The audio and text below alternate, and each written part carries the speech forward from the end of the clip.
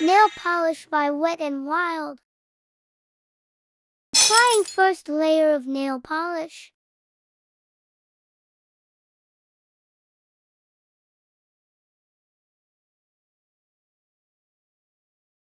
Now applying second layer of nail polish.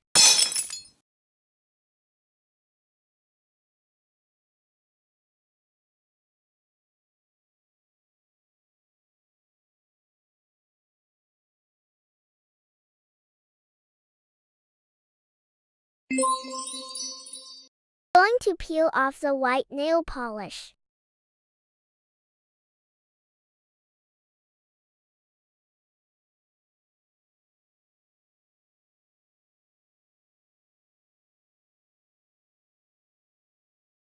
And here's the final look.